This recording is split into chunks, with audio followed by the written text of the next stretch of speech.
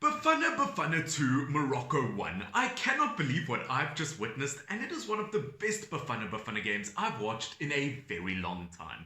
Obviously, we're going to be talking about the game a tiny bit in today's video, and I would like to apologize for the audio. Obviously, I don't have my whole setup plugged in because I want to get this video out as soon as possible. But African Cup of Nations qualifier between South Africa and Morocco, and I'll admit, as a South African, this game absolutely exceeded my expectations.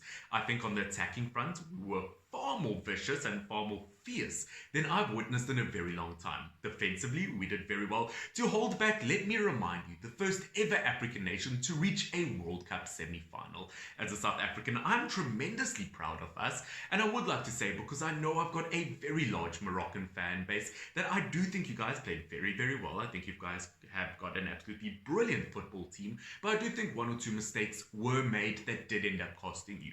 Obviously, I think the big and very obvious elephant in the room is the second choice goalkeeper. Obviously, not starting Yasin Bono ended up being a huge mistake for Morocco that really ended up being costly. Obviously, the first goal was obviously a Percy Tau goal that ended up absolutely slipping through the goalkeeper's hands, and at a professional level of football, a goal like that should not happen, and had Yasin Bono been between the posts, it wouldn't have happened. Same as the second goal with Lapasa. Obviously, looking at that, it went straight through the goalkeeper's legs, ended up going obviously to the Bafana Bafana striker.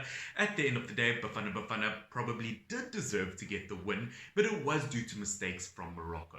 As I said, at the moment, I'm just so tremendously excited because I know how good Morocco are. I think both nations now have officially qualified for the African Cup of Nations, with Bafana Bafana on 7 points, Morocco on 6 points. I think Liberia is only on 1 point at the moment.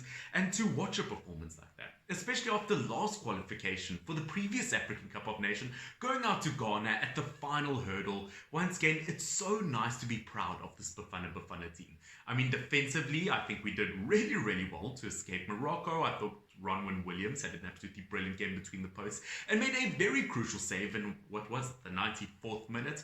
Looking at this Moroccan national team, they have only lost prior to this one game out of their last 21 Afcon qualifiers, and South Africa have just added to that list. As I said, the performance that the boys put out today was absolutely magnificent. I mean, this really almost reminded me of an old school Percy Tau. I would say it's the best I've seen Percy Tau play in a very long time.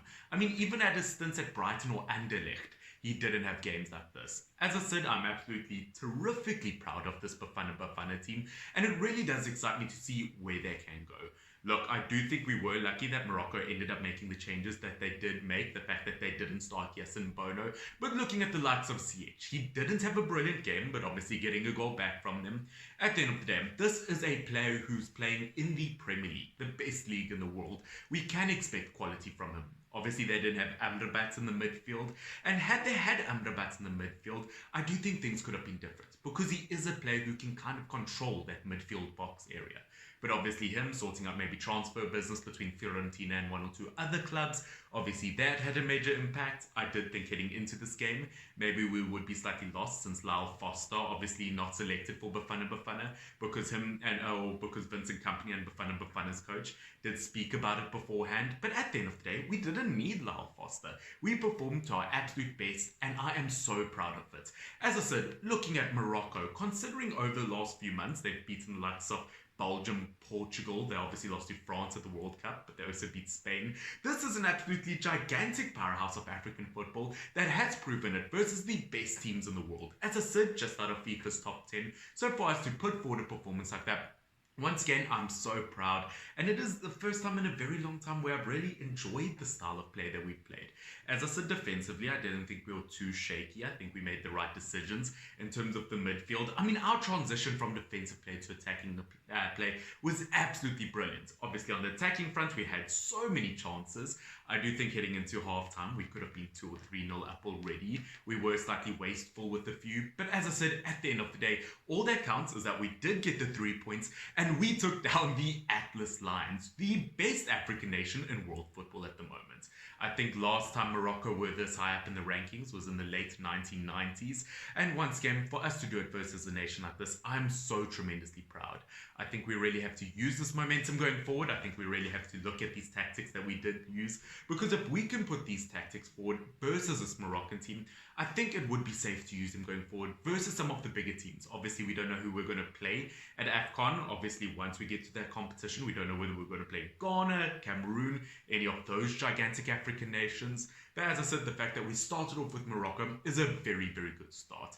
I mean, I'm so tired of watching us play boring defensive football, always having leaky goals on the attacking front, not looking like we have any quality. But as I said, this time we did prove ourselves very, very proud. And as I said, what a start for this Bafana Bafana team. Ladies and gentlemen, thank you so much for watching. And yeah, as I said, I'm so proud. I don't know where to start with. We took down one of the biggest teams, not just in Africa, but in world football. Obviously, if you guys did enjoy this video and you're looking forward to some more African content, do make sure to subscribe down below, along with liking the video down below. I do think I'm going to be a tiny bit quiet on this channel just for the next week because I do have college exams. But of course, beyond that, I will be posting a lot of content. I hope that you guys did enjoy. Come on, Bafana Bafana, like, subscribe, all of the good stuff. Cheers.